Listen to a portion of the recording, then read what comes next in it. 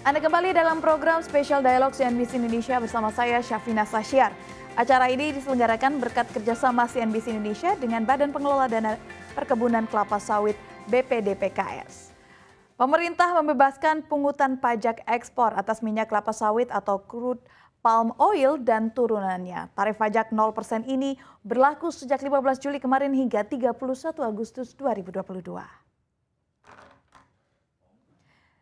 Kebijakan tersebut tertuang dalam Peraturan Menteri Keuangan Nomor 15 Tahun 2022 tentang tarif layanan Badan Layanan Umum Badan Pengelola Dana Perkebunan Kelapa Sawit BPDPKS pada Kementerian Keuangan.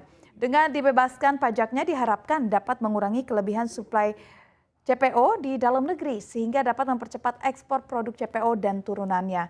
Dengan percepatan ekspor tersebut diharapkan harga tandan buah segar di tingkat perkebunan khususnya pekebun swadaya akan meningkat. Serta sebagai upaya mendorong keberlanjutan pengembangan layanan dukungan pada program pembangunan industri sawit nasional.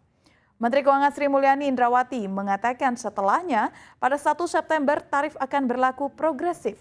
Ia menjelaskan jika harga CPO rendah maka tarif pajaknya akan sangat rendah. Jika harganya tinggi maka tarif pajaknya juga akan meningkat.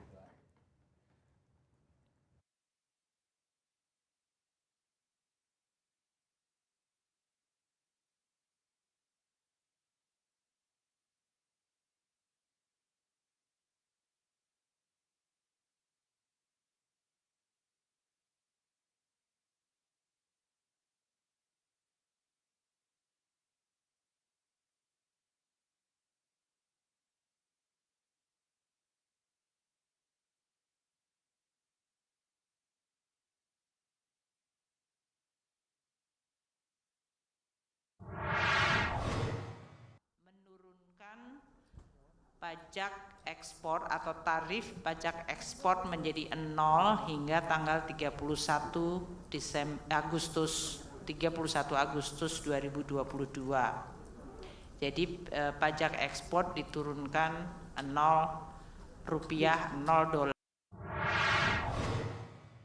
Dan untuk membahas terkait dengan hal ini, kita akan membahasnya bersama-sama dengan Bapak Kabul Wijayanto selaku PLT Direktur Kemitraan BPDPKS Maruli Gultom, Dewan Penasihat Gapki, Sahsinaga selaku Direktur Eksekutif Gemni, serta telah hadir juga di studio CNBC Indonesia, Gulat Manurung selaku Ketua Umum Apkasindo. Selamat pagi menjelang siang Bapak-Bapak sekalian, selamat pagi Pak. Selamat pagi, Sap. Baik, kalau gitu diskusi akan saya mulai dari Bapak BPDPKS dulu yaitu Pak Kabul. Pak Kabul, ini pemerintah seperti yang disampaikan oleh Ibu Sri Mulyani menghapus tarif pungutan ekspor CPO dan turunannya hingga 0 rupiah dimulai dari 15 Juli sampai dengan 31 Agustus. Artinya tidak ada pemasukan dana sawit di BPDPKS selama 1,5 bulan. Apakah dana yang sudah terkumpul sebelumnya ini masih cukup untuk bisa membiayai kegiatan pengembangan yang terkait dengan industri kelapa sawit ke depannya, Pak? Ya, terima kasih Mbak Sab. Jadi dana BPDKS yang terkait untuk pembiayaan program-program yang dilaksanakan oleh BPDKS ini seperti tadi sudah kami sampaikan dengan pengenaan tarif 0 US dollar per metrik ton mulai pertengahan Juli. Ini sebetulnya ke sana sebelum kita lanjut. Ini merupakan komitmen dari BPDKS akan berkontribusi mempercepat sebetulnya. Sebelumnya kalau kita bandingkan dengan PMK yang sebelumnya, yang tarif PMK 103 tahun 2022 sebetulnya belum lama itu PMK diterbitkan. Tapi karena mengikuti perkembangan dalam rangka evaluasi dan kebutuhan akan pentingnya kesejahteraan petani, ini kami melakukan perhitungan sebagaimana ditanyakan Mbak Sab. Ini kami kurang lebih 11,5 triliun sampai 16,8 triliun potensi pendapatan yang harusnya bisa diterima dengan PMK pengaturan tarif yang lama dengan PMK 103 tahun 2022 ini akan hilang itu, sehingga dana yang hilang itu ya sebetulnya sudah kami juga simulasikan dan secara umum bahwa dana dari BPDPKS untuk membiayai program-program itu masih cukup. Seiring tadi kami sudah singgung, ternyata juga diiringi dengan kenaikan harga minyak mentah dunia yang lebih tinggi daripada harga CPO yang sebagai bagian kontribusi ya untuk pendanaan belanja biodiesel. Ya, dan itu oleh karena itu beberapa bulan ini mulai Juli, Agustus, September produksi kami ini 3 bulan ini BPDKS tidak memberikan pendanaan atau insentif untuk program itu karena memang harga indeks pasar solar lebih tinggi dibanding dengan harga indeks pasar biodiesel. Dan ini bagian juga sehingga ketika tadi kami sudah singgung alokasi-alokasi yang ada untuk program-program terkait dengan di hulu replanting, ini ada Pak Gulat ya. Kemudian sarana prasarana kami juga sudah komitmen tadi saya singgung untuk mengalokasikan pendirian tadi pabrik kelapa sawit ya, dan ini seiring sejalan dengan usulan dari Direktorat Jenderal Perkebunan Kementan di tahun 2022-3 pabrik kelapa sawit, dan itu sudah kami siapkan dan tidak akan terganggu dengan adanya tarif $0 ini di 1,5 bulan. Nah, termasuk program-program yang lain, Mbak Sap, ini ada program pengembangan sumber daya manusia. Ini adalah bentuk program dari BPDKS membantu keluarga petani pekebun mendapatkan beasiswa pendidikan. Ya, kemudian pelatihan-pelatihan yang dilakukan oleh BPDKS, pelatihan untuk meningkatkan kualitas baik dari sisi tata kelola maupun dalam rangka good agricultural practice dari para pekebun, dari para masyarakat yang ada di sekitar tersebut untuk dilakukan pelatihan, dan ini sudah berjalan. Begitu juga terkait dengan riset-riset yang mendukung tentunya untuk pengembangan baik dari sisi hulu maupun hilir, ini juga merupakan dan juga Mbak Sap, saat ini juga bagian komitmen BPDKS ini, acara ini adalah bagian bagaimana kita banyak-banyak mempertemukan dari seluruh pemangku kepentingan, ini dari ada Pak Sahat dari Direktur Eksekutif BIMNI, Pak Maruli, kemudian dari penasihat dari GAPKI, dari pengusaha, dari pekebun, dan kita persatukan karena kita semua berkepentingan bersama untuk dalam rangka untuk keberlanjutan industri sawit nasional ini, sehingga langkah kita bagian dari promosi BPDKS, ini kita dukung. Seperti tadi juga di highlight di awal, kita juga mendukung untuk program UMKM ya, usaha-usaha yang dilakukan oleh para petani untuk bisa melakukan ekspor, ya, melatih para UMKM ini bisa melakukan prosedur dan ekspor seperti itu. Baik. Itu bagian dari bentuk dari BPDKS, Mbak Sam. Terima kasih. Ya, baik Pak Kabul. Nah, saya ingin ke Pak Gulat nih. Pak Gulat, kalau menurut Pak Kabul tadi kan sebenarnya ini tidak ada kendala apa-apa yang dialami oleh BPD PKS ini ya Pak ya. Bagaimana dengan Apkasindo melihat hal ini? Apalagi kan kita tahu ya, penghapusan tarif ini untuk bisa meningkatkan harga TBS sawit. Kita tahu juga harga TBS sawit di tingkat petani sangat rendah. Bagaimana melihat hal ini, Pak?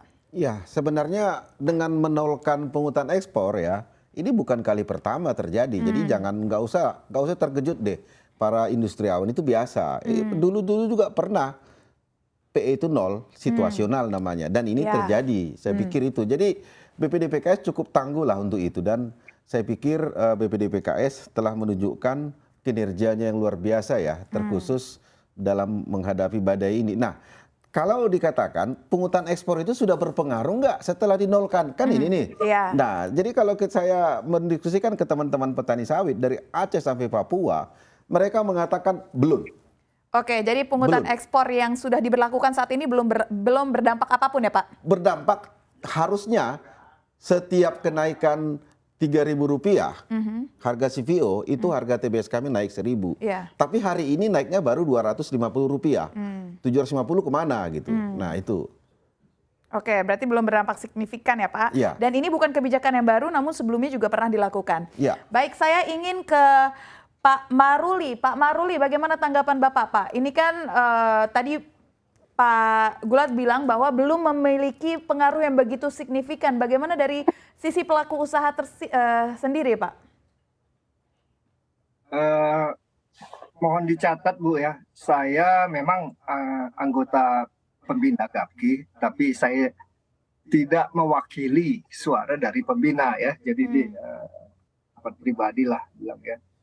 Jadi saya cuma mau ingatkan bahwa the best governance, ini orang-orang bijak bilang ini, the best governance is the least governance ya. Jadi pemerintah yang baik adalah yang mengatur paling sedikit gitu ya.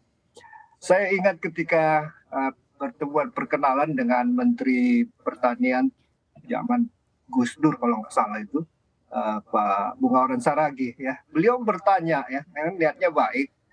Apa yang kami bisa lakukan untuk membantu industri CPO kita ini maju terus ya, bisa mengalahkan Malaysia. Ya, dulu kita ya, jauh di bawah Malaysia. Ya. Tidak ada yang berani menjawab. Dan akhirnya saya bilang, Pak Menteri nggak usah repot bantu kami. Ya. Tidak diganggu saja, kami udah senang. Ya. Nah, tapi hari ini kita lihat kan, ya sejak minyak goreng naik, peraturan jadi maju mundur, berubah sana berubah sini, hari ini berubah lagi ya. Jadi gimana bilangnya ya? Ya, saya kira mekanisme pasar itu kalau diinterupsi, ditorpedo oleh penguasa, berbagai hal akan terjadi lah ya. Soal minyak goreng itu banyak solusinya, tidak harus dengan peraturan yang berubah-berubah, yang bikin semua orang pusing gitu. Oke. Mungkin Pak Sahat lebih mengerti lah ya keadaan hari ini. Silakan Pak. Oke, Pak Sahat, bagaimana Pak Sahat? Ini tadi ada hal yang diharapkan Pak Sahat bisa tanggapi. Apakah benar Pak kondisinya saat ini benar-benar menumpuk? Karena kan memang ada kecurigaan ke arah sana Pak. Stok dari CPO ini benar-benar menumpuk. Bagaimana Pak Sahat? Yang dibilang Pak Maruli, intinya adalah the least governance itu akan menjadikan bisnis itu berjalan dengan baik. Tapi yang saya sering merasa malu bahwa kita ini republik semua beranggapan kalau tarif pungutan nol ekspor naik. Hubungannya apa? Itu nggak ada hubungan tarif ekspor nol dengan tarif pungutan nol dengan volume ekspor. Ini yang perlu dilihat, termasuk Pak Kabul. Jangan dicampur aduk. Ya, ekspor itu akan menggelinding apabila model DMO yang ribet ini dihapuskan. Ya, DMO coba ya. Kalau saya melihat kenapa DMO? Dulu pernah DMO di Januari, kemudian dilepas, masuk subsidi, kemudian balik lagi DMO. Ini apa ini? Berarti pemerintah tidak secure dengan program apa yang dilakukan. Jadi kalau menurut saya, itu saya sepakat dengan Pak Maruli tadi, DMO hapus, dan ini juga udah akan direncanakan oleh Pak Mendak, ya. Karena sudah DMO itu sangat tergantung kepada lokal, masuknya ke distribusi lokal. Jadi kalau ada distribusi lokal 1, boleh dia ekspor 7. Nah, mencari 1 ini bukan mudah, ya toh. 1. Yang kedua, perlu diingat Mbak Syaf, produsen itu tidak semua eksportir. Banyak mereka yang hanya domestik. Jadi karena DMO ini lakukan, domestik diem, nggak ikut. Jadi untuk apa? Nah, itu yang saya lihat. Jadi pertama, DMO dihapuskan. Yang dikhawatirkan oleh Pak Mendak adalah bagaimana minyak goreng ini sampai ke 17.000 titik simpul masyarakat. Itu yang menjadi titik soal. Dan itu jangan dikasihkan ke swasta. Swasta mah kalau nggak ada cuannya dia diem. Ya kan? Itu ada. Coba, pemerintah punya Bulog. Pemerintah punya ID Food. Kenapa nggak dipakai? Itu mereka mempunyai 34 cabang di 34 provinsi. Mereka suruh tanggung jawab. Oke, ini serahkan. Perlu mereka modal kerja, kalau saya hitung-hitung, perlu mereka modal kerja kira-kira 4,6 triliun. Nah, itu BPDP bisa bridging dulu lah. Kemudian nanti akan dibayar. Dengan begitu, mereka yang mengkontrol sampai kemana produk itu. Kalau swasta nggak punya keahlian untuk itu. Jadi inilah yang saya kira sangat rancu. Dan kami sangat sepakat dengan apa yang dibilang Pak Maruli tadi. Dan juga itu dikonfirm oleh Pak Mendak. DMO segera dihapus. Persoalannya adalah bagaimana minyak goreng curah ini sampai ke masyarakat di pelosok-pelosok di 17.000. Nah, itu ditugaskan. Karena kalau selisih harga besar, Mbak Syaf, jangan lupa, itu akan ada di lapangan, itu namanya black market. Dan itu nggak bisa kontrol. Nah, kita ikutin, pemerintah kan udah punya pengalaman. Pertamina, mulai dari hulu sampai ke hilir dia kontrol. Maka di SPPU bisa harganya pasti. Nah, ini diserah, jangan kasihkan ke swasta. Swasta mah ada cuan baru dia jalan. Kalau nggak cuan dia diam aja. Jadi kita melihat ini lebih transparan lah. Jadi saran saya ke Pak Mendak, oke Pak, saya setuju penghapusan demo, menghapuskan PI, kita apa yang dibilang tadi sesuai dengan mekanisme pasar. Nah, untuk make sure bahwa minyak goreng kita, baik curah ataupun minyak kita sampai ke lapangan, kasihkan tanggung jawab itu kepada government, yaitu pemerintah. Dalam arti kata ini Bulog dan ID Food. Nah, kalau ada subsidi, kalau misalnya harga sawit nanti naik, ya kasih subsidi aja. Subsidi jangan ke pengusaha. Nanti kasusnya lagi seperti kayak biodiesel. Seolah-olah pengusaha itu menikmati duit subsidi. Kita mah nggak menikmati apa-apa di situ. Nah, serahkan ke Bulog dan RNI. Nah, itu diaudit. Nah, bisa diterus. Aman lah. Sampai tahun depan pun nggak perlu lagi ribet seperti sekarang. Itu 6-7 bulan nggak selesai-selesai. Kan memalukan kita ini. Demikian, Mbak. Baik.